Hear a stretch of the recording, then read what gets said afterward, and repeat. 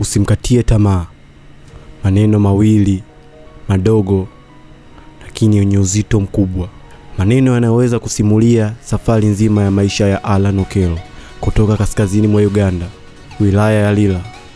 Tarehe 4 Julai mwaka 2000 ndipo alizaliwa kijana ambaye leo Afrika inamfahamu kwa jina la Starboy. Lakini nyumbani yeye ni Alan Okello tu. Safari haikuwa kwenye taa kali za uwanjani.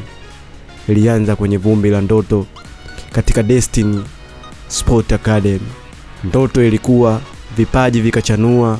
Mwaka 2017 alijiunga na KCCA FC na hapo historia ikaanza kuandikwa. Fikiria kijana wa miaka 16, mechi yake ya kwanza tu hat-trick, ndiyo mabao 3. Ulimwengu ukaanza kugeuka, macho yakaanza kutazama, vilabu vikubwa vikaanza kuvutiwa. Majina makubwa kama Ajax, Al Ahly. Lakini mwaka 2020 akaamua kuanza safari mpya Algeria ndani ya Paladou FC. Lakini sio kila safari huanza laini. Ndoto zikakutana na ukuta, mambo hayakwenda kama alivyotarajia. Na hapo ndipo wengi ukata tamaa, lakini si Alan Okello. Msimu wa 2022-23 akarudi nyumbani, akaivaa jezi ya Vipers, na hapo akajikumbusha yeye ni nani. Mabao yakaanza kuingia, kiwango kikapanda.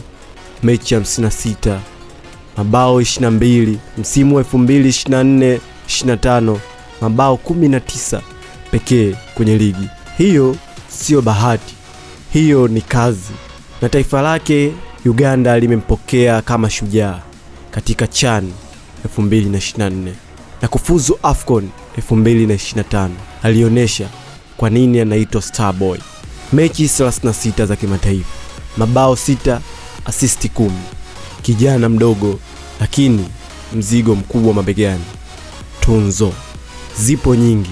MVP wa vijana mwaka 2016, MVP wa Copa Coca-Cola, mchezaji bora wa Uganda 2019 na mfungaji bora wa ligi kuu msimu wa 2024-25.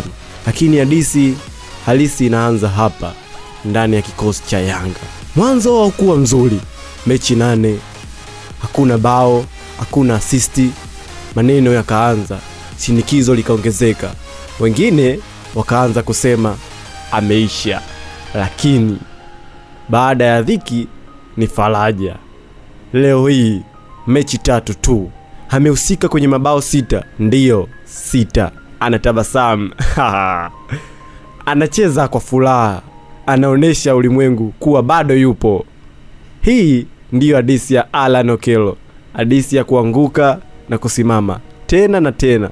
Kwa hiyo kabla hujamhukumu mtu, kabla hujamkatia tamaa, kumbuka maneno haya mawili: usimkatie tamaa.